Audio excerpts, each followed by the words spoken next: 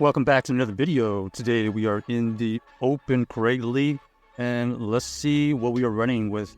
So we're going to be trying the Swampert paired with the Swampert Ninetales with the Sandslash.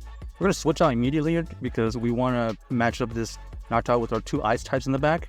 And we're going to see what our opponent does here. Oh. Okay, huge lag. Uh-oh. Unfortunately, running into some connection issues. Alright, we are back. Unfortunately, that last game it just lagged out. We couldn't really do anything. I'm really bad luck, that just bad connection right there. So on to the next game, we're going to be met with the Witch Cashier versus our Swampert. This is a kind of a neutral matchup now that the Witch Cash can no Scold. And it does a pretty good amount of damage. So they know that they can tank the first one, so they're not going to shield. We know that we can tank one too. They go for the Scold, as you can see right there. Does a huge chunk of damage, and it gets the debuff. So now we're kind of fighting for the lead here.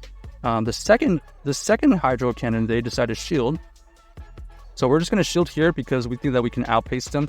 And they do end up switching out into their Poliwrath. So their Poliwrath right here is going to be doing neutral fast moves, but they also have the Scold. So this Scold right here goes through, and it does get the debuff from us here. So double Scold team right here, getting both the Scold debuffs. We do go for the Dazzling Gleam just for huge damage or get the last shield, which puts us in a better position. But this Poliwrath is actually pretty good against our Sandslash in the back right there. So we're just going to go in with our Swampert looking for the farm down. We do get the farm down, and now we're going to go with this Hydro Cannon here versus this Skarmory. This Skarmory is going to tank it. We're going to immediately switch out.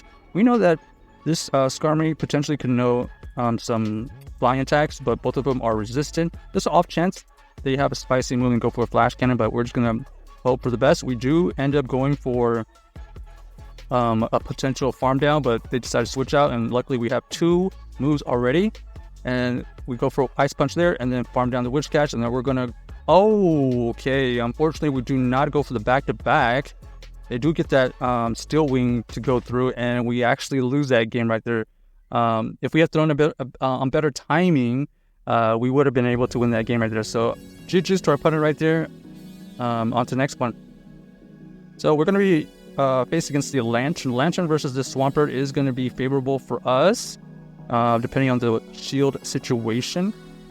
But they actually decided to switch out into the Superior here, trying to catch a inefficient move.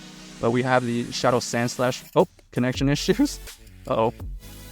Okay, looks like we're doing okay here. We're going to go for this Ice Punch here. This Ice Punch will do a good amount of damage. They decided to shield, so we're going to go for the Ice Punch again. This Ice Punch here does not get shielded.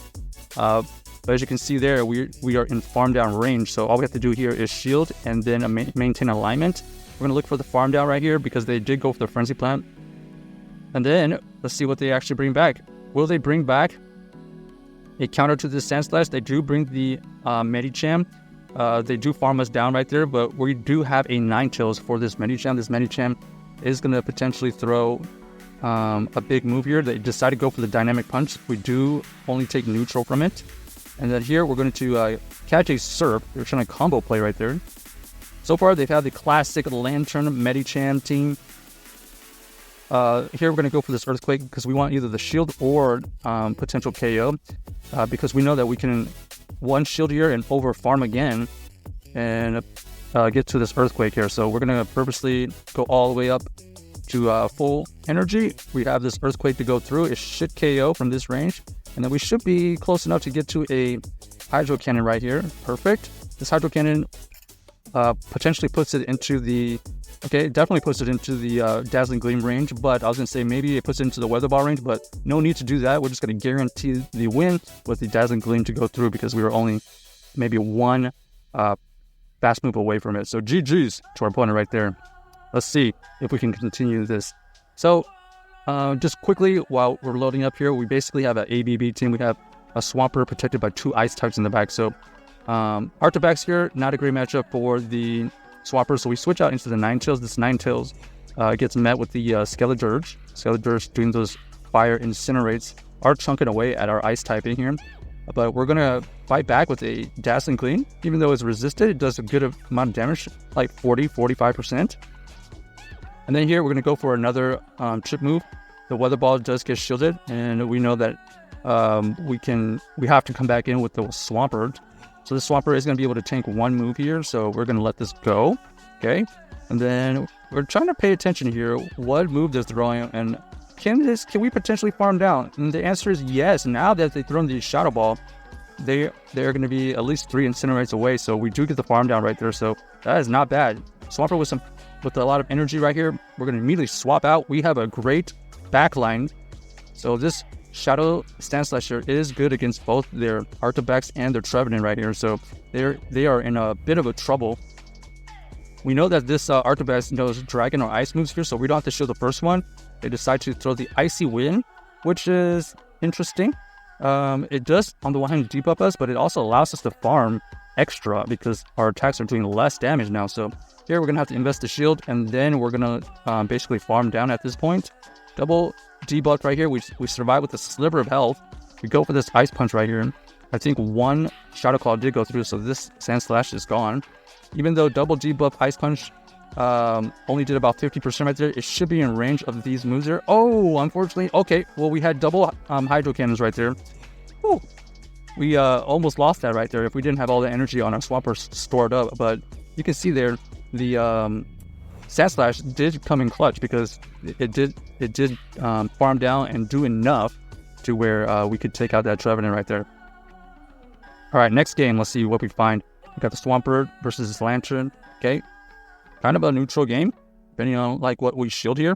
But any indications on like what we think is his back, we don't know yet. They're gonna use Surf, which is normal, and then we're gonna go for the Earthquake here. We don't think that they're going to shield. We think that they think we're baiting here, so we're gonna go for the Earthquake. Oh, but they do shield, so they did use the shield correctly right there. But guess what? We're going to be able to farm because we're going to shield here and purposely over farm up to another potential Earthquake. But this time we think that they're going to double shield, so we're going to go for the Hydro Cannon, and that is wrong, so that was not good. It's kind of like a 50-50 call, so we're just going to have to bite the dust here and go for the Hydro Cannon because we know that they're already at another Surf. Do we want to invest a shield here? No. We think that this Lantern is perfect for a farm down, so we go for the Sandslash farm down and hope for the best, and that's not bad. The fact that they didn't bring in a Spider immediately is a really good sign for us. We do have this Sandslash with some energy. We're going to go for this draw run. They decide to shield, and now this is all the evidence that they don't like these ice types. Otherwise, they would have had a better counter to it, right? So we're going to go and throw this draw run right on CAP type. This draw run here, I don't think it KOs. Nope, not from that range. But we do get the CAP tie, charge attack priority, and then we're going to come in with our last ice type, which is the Ninetales. This Ninetales is going to be able to get to a Weather Ball here right when they get to a move as well. Still haven't switched out, so my guess that they don't want to see this in the back is correct.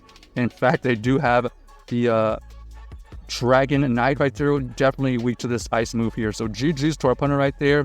Unfortunate that they just couldn't handle the Sandslash. So check out this team if you haven't already, and let us know if you enjoyed the video.